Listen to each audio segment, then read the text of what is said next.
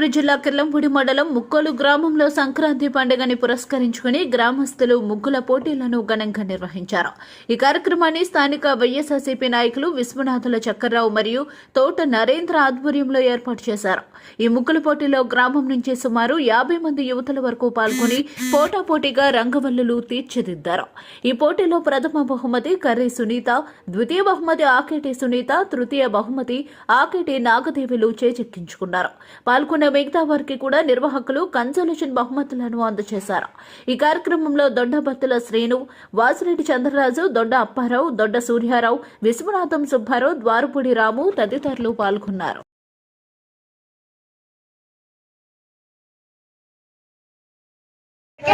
Number 1 దగ్గర ముగ్గు వేసిన ఆకేటి సునీత.